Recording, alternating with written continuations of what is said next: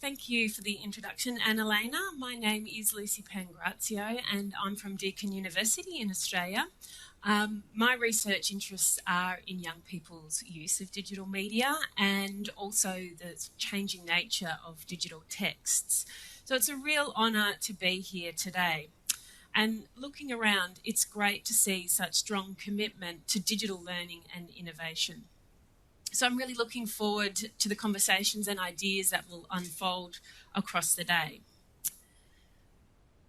So I want to start with a provocative question. Have smartphones destroyed a generation?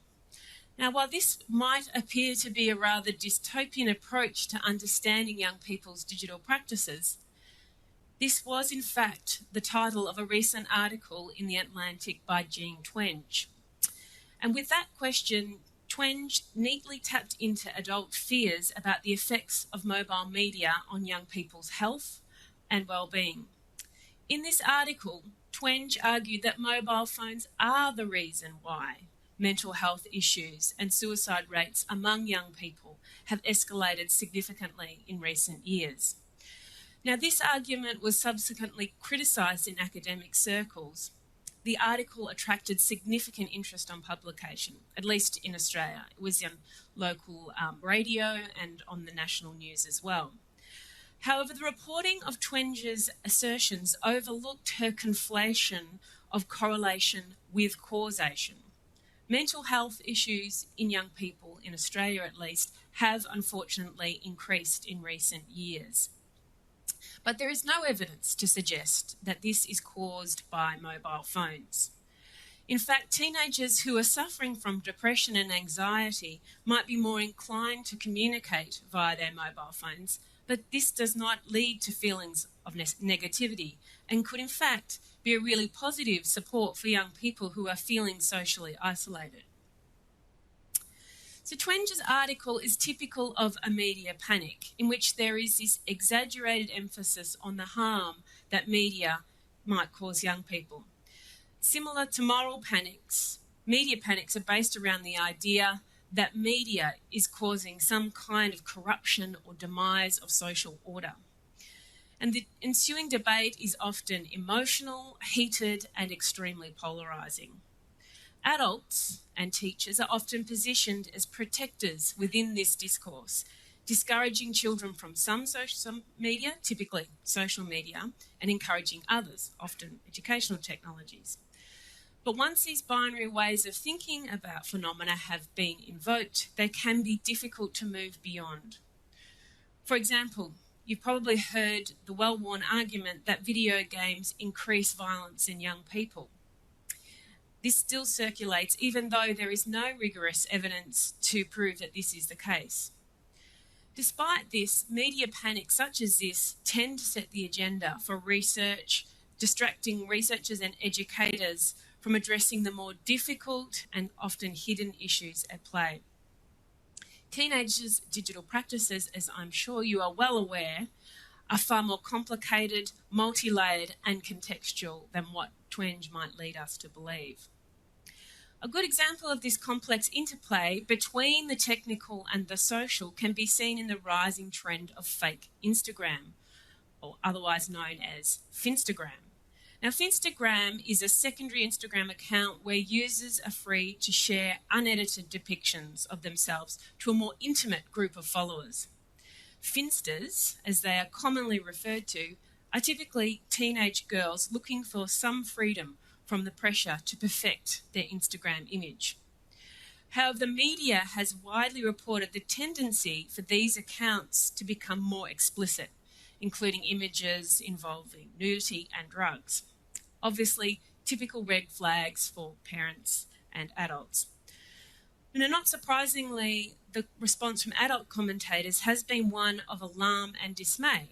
While there may be finsters who deliberately use inappropriate images, young people's desire to present a more honest digital identity highlights the pressures associated with mainstream social media platforms, as well as the young people's adept methods of working around these. So from a different perspective, Finstagram might be seen more positively. And these are images from a photography exhibition in which the artist asked well-known celebrities to pose for the camera in a way that represented their public and private personas. And in doing so, these differences were captured. In fact, psychologist Sandy Ray argues that the freedom afforded through a Finstagram account potentially synchronizes the private and public personas, which is actually a very healthy part of identity formation.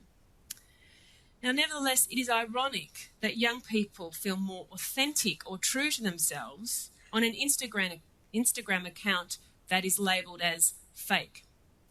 So the issues raised by Finstagram highlight the complex nature of identity representation and social relationships in the digital age. Not only are there pressures from technology companies for users to present one authentic identity, but also the visual nature of posts and feedback from followers and friends encourage particular types of communication. And young people must find a way of negotiating both the parental and educational reactions to the media panic that ensues when journalists focus on the most extreme examples of social media use. So as with many socio-technical phenomena, the digital is never wholly utopian nor dystopian. Its determination lies in the interplay between human practices and values and the capabilities of digital technologies. My research focuses upon young people's everyday digital experiences, and my work seeks to contribute to a growing counter-commentary that seeks to explore the diverse and divergent experiences young people have with digital media. But at the same time, I recognise that technology is certainly not a neutral tool or conduit for social practices. So I also try to explore the influence of the technical and social factors on young people's digital experiences. Now, my interest in this research area started about 10 years ago when I was a high school English teacher. And while teaching English was my focus, I couldn't help but notice how important digital media was, or particularly social media, was in the lives of the young people that I taught. In particular, these issues would often spill into the classroom, occupying the minds of my students and creating antagonisms between them that were very difficult to ignore. Now, these were not issues that could be solved through an extra cyber safety class or a ban on social media in school. These issues involved a mix of social and technical challenges that spanned both the online and the offline worlds. Now, despite the prevalence of these issues amongst my students, when I went to my colleagues to ask them what sort of resources we might have to help support young people, I quickly found that there were actually very few. The concern and therefore the support and resourcing we were given as teachers was about how to help young people use digital media in a correct kind of way. And indeed, dominant discourses of young people's use of digital media are typically focused on instilling practices of correct use. Yet what actually constitutes correct use? Well, correct use is often determined by researchers and lawmakers working in this area, and often they are 2, 3, or 4 steps removed from those who are actually experiencing these digital challenges. So typically the goal of these narratives is to guide and discipline young people through this transitional period of adolescence in order to create responsible and productive adults. And this is why discourses around young people's use of digital media tend to play into the neoliberal logic. Now note here, these are images collected from Australia, a series of articles. And you can see the overlapping forms of deficit highlighted. The subject is both young and female and obviously in need of correction. So adult fear is a really big part of what drives what might be termed the protectionist discourse. And when it comes to understanding young people's digital practices, there are 2 discourses that seem to be particularly dominant. The digital native discourse, which I'm sure you are well aware of, and the protectionist discourse. Now, obviously, there are many more discourses, which I won't go into today, But when adults tend to think about young people's relationship with digital media, these two discourses are often invoked to varying degrees. So it is really important that educators who work with young people are aware of these discourses so they can push back against them. Not all young people have access to or are equally adept at using digital technologies. And the notion that their practices, by default, need correction, limiting or curtailing, is equally problematic. What's more, what are the implications of curbing or curtailing young persons' digital experiences? We know young people's experiences are diverse and divergent, and any attempt to homogenise these experiences will be ineffective. Nevertheless, in Australia at least, as I'm sure in many places around the world, there is strong momentum behind the idea that more needs to be done to protect young people from the social dangers of social media. A recent report, for example, found that parents fear their children using social media and technology more than anything else, including drugs, alcohol, and smoking. Which is really incredible when you think about it. Drugs, alcohol, and smoking are all physically damaging for the body, whereas social media stems from pro-social motivations, regardless of the complex issues that might emerge as a result, and I'm going to talk about a few of those today. Using social media is most often about communicating and connecting with others. And of course, the digital native discourse still looms large. More recently, we have seen a kind of extension of this discourse through the idea of the phygital. Because phygitals, like the digital native discourse, the phygital is cast as a new kind of student coming into our schools and universities. Now, because phygitals have grown up with digital technologies, according to this discourse, they have difficulty differentiating between the physical and the digital, hence the name, and have expectations about the kinds of experiences their educational institutions will provide for them. Also, like the digital native discourse, the discourse building around the phygital is based on sweeping generalisations about the capabilities of today's students, as schools and universities scramble to update their technological infrastructure, their software systems, and of course their course delivery.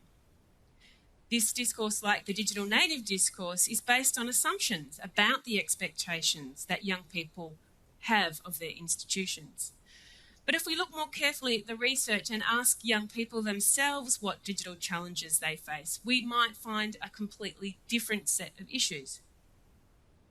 And as educators, we need to stand back and really consider what are the issues young people are facing today when it comes to digital media. Like many countries around the world, in Australia, we are trying to work out how to support our young people navigate complex issues such as fake news, personal data and privacy, as well as questions of representativeness and truthfulness in the digital context. And as a researcher, I'm continually questioning what exactly it is that we should be teaching our young people. Are we talking about digital literacies, new literacies, media literacies, or are we talking about digital competencies, 21st century skills, digital citizenship, or computational thinking? And what sort of models can we draw upon? Singapore's cyber wellness, Chile's Internet Segura, which translates to secure internet, New Zealand's NetSafe, Australia's Office of E-Safety, or America's Media Education Now? The answer is there's not one approach or answer to these questions. There are many different approaches to teaching digital skills, literacies and competencies across the world, and each country or region has developed its own approach and framework to draw on. But what I would like to share with you today is an approach that we have just recently piloted in the state of Victoria. Now, our program was called Digital Me, Digital Us, and it is ostensibly a critical digital literacies program designed to build digital citizenship, but more specifically, resilience to online manipulation and coercion. And we were interested in supporting our young people on issues that many researchers and educators around the world are grappling with. issues such as fake news, online coercion, the construction of digital identities, privacy and personalisation. But before I do that, I want to talk to you about another group of young people who have inadvertently changed the way we think about the digital context. Now, does anybody recognise this place? Probably pretty unlikely that you would, but this in fact has become a very important place in the history of the world. This is in fact Velez in the Republic of Macedonia, which has a population of around about 43,000. The 19th century wooden houses that line the steep streets of Velez are a reminder of a time when the city was at its peak, forming part of the trade route that connected the Balkan Peninsula and the Aegean Sea via the river. Now, globalisation has become responsible for the deindustrialisation of the city. However, it is globalisation that has made Velez famous in more recent years. Velez is now famous for a new industry, that is fake news. At the time of the 2016 US election, there were over 100 US politics websites based there. And it was the digitally savvy teenagers of the city who were reaping the rewards. So at the time, the teenagers of Velez were reported to have cared very little about US politics or the outcome of the election. Their goal was to create controversial content that could be shared virally across social media platforms.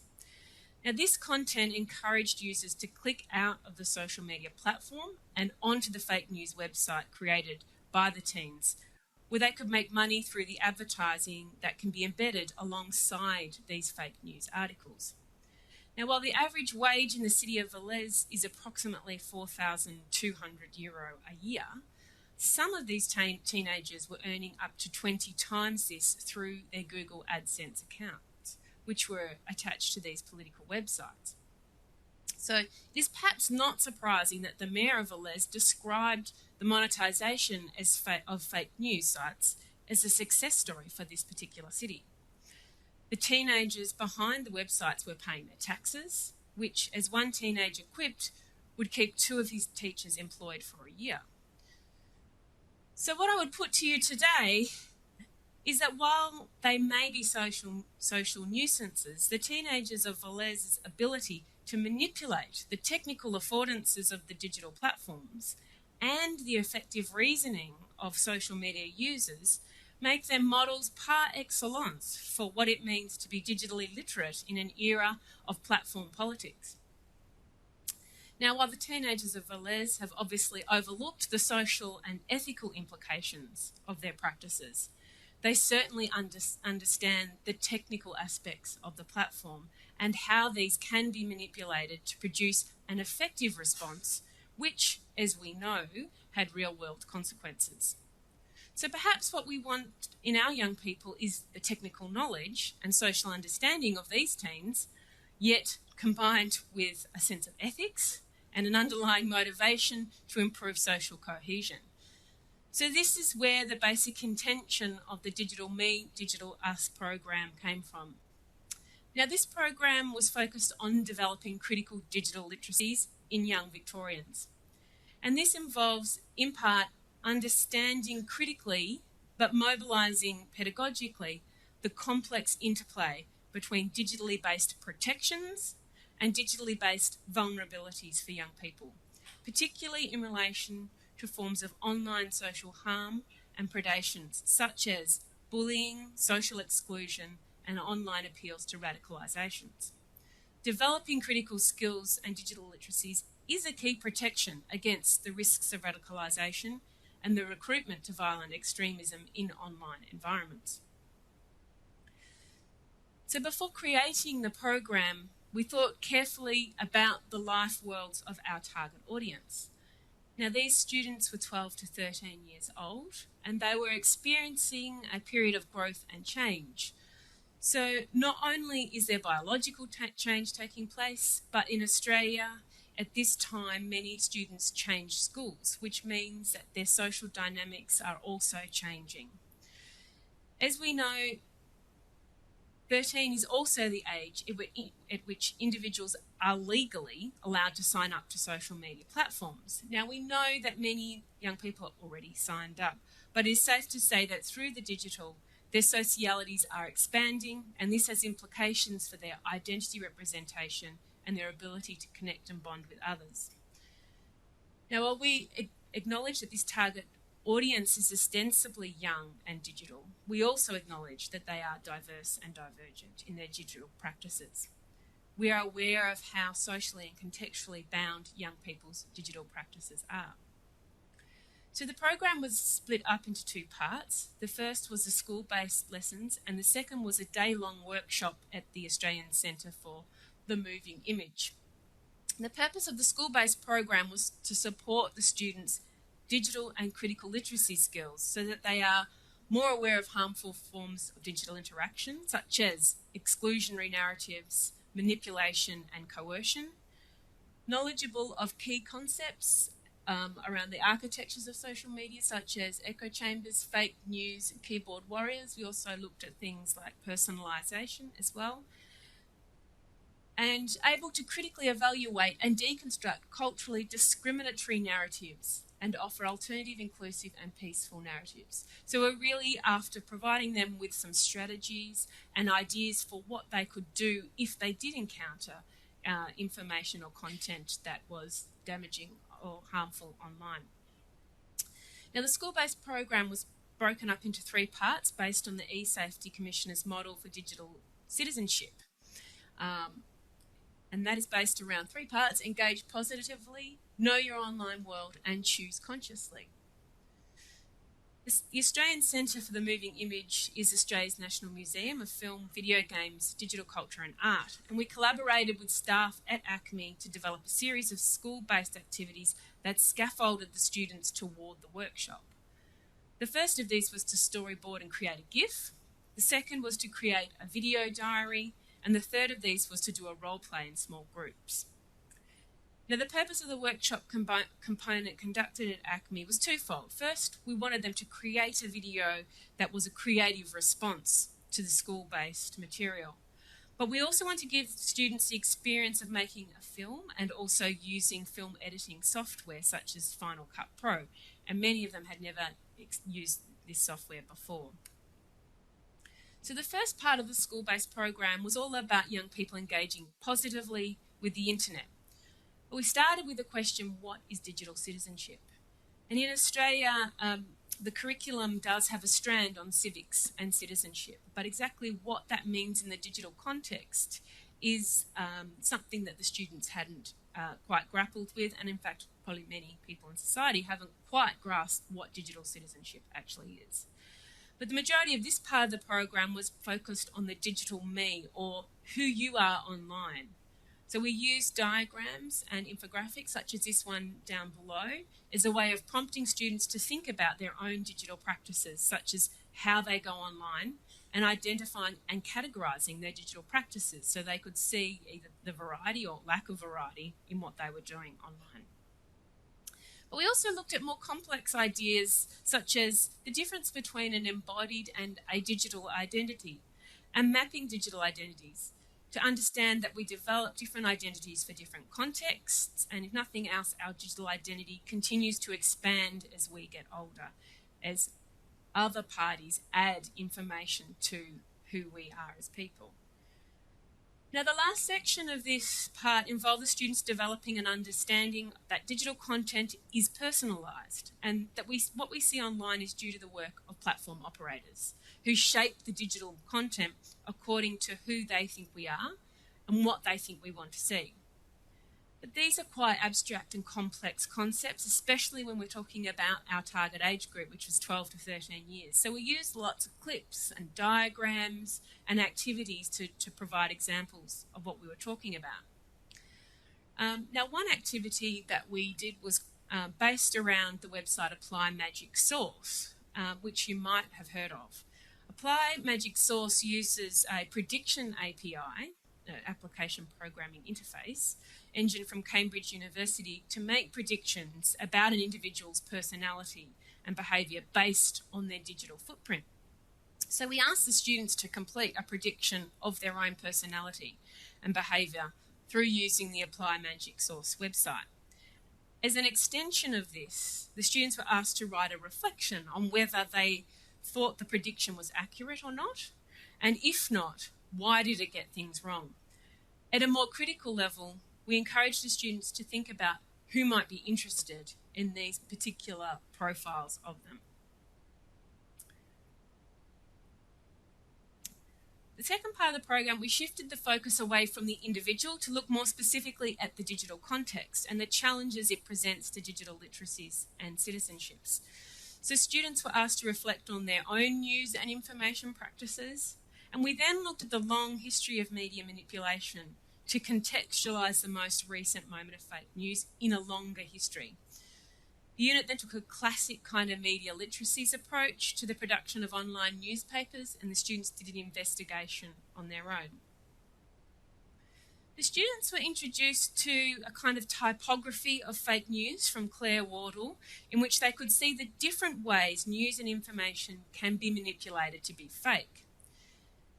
Now, they were applied these different definitions to different content to see the effect of such constructions and to understand that fake news is sometimes a little bit fake, sometimes a lot fake. So to see that there is a great variety in the way media is manipulated. They then turned to consider what is new about fake news, and were introduced to the way in which news is produced and disseminated differently through social media, and the role of the platform in that. In part 2, students were introduced to some of the more controversial material in the program, so concepts like echo chambers, but then by extension, us and them narratives, online hate, and radicalisation to violence. And again, we used information and statistics to prompt critical reflections of this. We position these concepts as a consequence, an extreme one of that, of where an acritical kind of engagement with digital content and a lack of belonging and sometimes a sense of alienation can lead. To develop student knowledge further, we used a series of real-life scenarios. So in small groups, the students were given one scenario to work with. They identified the issue and how it came about, but importantly, students were then encouraged to think about what they would do in this scenario and who they could go to for help. Empathy, as we know, can lead to powerful learning experiences and also behavioural change. Now, the last part of the program was about how to make good decisions in the digital context. And we really wanted to establish that it's not easy to always make the right choice online, particularly with pressures to keep sharing and acquiring friends. So we started from the premise that finding the time to choose digital acts consciously can be challenging, given the fast-paced culture of sharing and connecting. So the students were introduced to the idea that digital agency and what we do online matters. Digital citizenship is, after all, based on digital acts. The students considered the effect of the visual on our emotions and how visual images can short-circuit our emotions. So as part of this, what makes an image go viral? And we used some examples of images that were shared virally in the Australian context. So this is one of the images that was used in the program. Now, 1,500 of these posters, which were by artist Peter Drew, were plastered around Australia's capital cities in 2016. And they were also shared in large numbers on social media. So to create the artwork, Drew actually went through the National Archives in search of images of past Australians and found images of cameleers from a century ago. Now, the cameleers were camel drivers, most typically from Afghanistan, India and Pakistan, and they helped explore the outback and helped establish the rail networks. So they're a really important part of Australian history. Yet these are also groups in Australia that continue to suffer from racist commentary in the press and just in everyday life. So as an extension of this, we asked the students to think about what it is that makes this image so powerful and what kinds of national discourses and debates the image taps into. We considered the idea that social media creates a culture of sharing and that people share for a variety of reasons, not only to enact an identity, but and to connect with others, but also for more negative reasons, such as to shame and divide communities and societies. We then finished part 3 by looking at a clip from a locally made mini-series called Sunshine, which brings together many of the issues that were raised in this last section, such as identifying the motivations for sharing, and can we ever justify sharing information that is divisive or confronting in nature? Is there ever a time or need for that? Now, the point of the program was to address antecedent behaviours that could lead to online radicalisation and to build resilience to coercive and manipulative digital content. We want this program to act as a kind of circuit breaker to the social and technical milieu which could lead to behaviours that do erode social cohesion. So what have we found? Well, preliminary analysis of the survey data showed that on average, participants have developed their understanding of key terms such as echo chambers and algorithms. They have also developed their understanding of fake news. Now, and really importantly, they understand now that fake news can be really difficult to spot. And I guess with the impending threat of deepfakes, I'm not sure if any of you have heard of that, this is going to be an increasingly complex and difficult area to guide students and support them through. They've also developed their understanding of coercion and manipulation as well as online radicalisation. Some of these terms were things that they hadn't necessarily heard of before. But as we expected, there was less change in attitudes and behaviours, and this is largely because the program was quite short. So one of the recommendations we want to make to the government is that a program like this needs to be revisited. In fact, a similar program in Australia now called Respectful Relationships did start off as a pilot program like this, and Respectful Relationships is all about domestic violence, and now that is being taught from prep to year 9 across Australia. So we are hoping for some kind of similar approach in which these issues are returned to and increasing in complexity as kids get older. The focus group interview, so this is information that came directly from the student participants.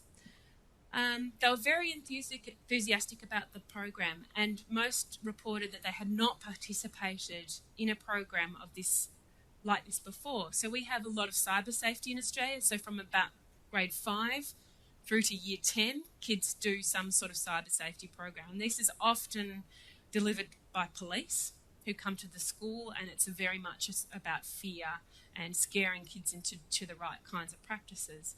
We also have coding, which is another really important thing that is being developed in schools as well. So we like to think that this program might sit somewhere in between, in that we're building technical understanding and also some of the sort of social ethics and responsibility as well. So they're particularly enthusiastic about the design of the booklet, and I have some of those copies here that I'm happy to show you at coffee break, if you like. They love the Acme experience and being able to use the hardware and feel what it's like to make a movie. That was very exciting for them. And they also enjoyed the hands-on nature of the program. So topics identified as particularly useful around fake news and how to spot it. So even though many had actually not really an understanding of what fake news was before the program, by the end they could see the importance of knowing how to spot fake news. They really enjoyed understanding the difference between online and offline identities, and this was quite liberating in many instances, so they could see that the carefully curated version of self that is presented on Instagram or Facebook is actually quite different from the embodied experience of that person. They also identified understanding that metrics such as likes and shares are not a measure of credibility. So I've just got a couple of quotes from the participants which bring out some of these points that I'll let you have a look at. And mainly, this really shows an awareness that information cannot be taken at face value. It highlights the fine line between a questioning and a critical disposition and where we can get that particular balance right. Obviously, we don't want to lead kids to a situation in which they mistrust all information online, yet we do want them to have that critical disposition toward the content and information they come across. They also, from this quote here, demonstrates there is a developing sense that the production and dissemination of news is not just about a journalist producing, but actually about a network of actors behind the scenes who can actually manipulate the content or to suit a particular agenda.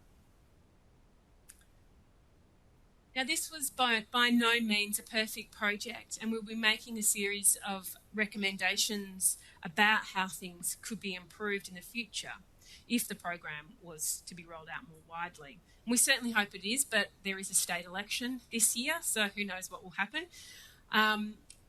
And as I said before, I think that the attitudinal behavioural change around these issues needs to be revisited over time.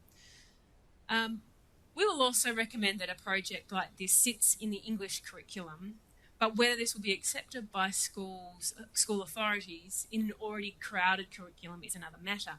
And whether a program like this should be assessed and how is another question that we're still grappling with.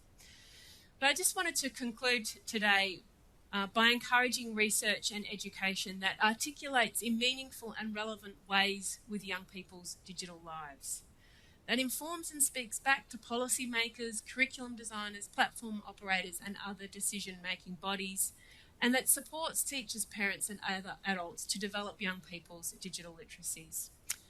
So I'm going to finish there. Thank you for listening, and I'll be happy to take any questions.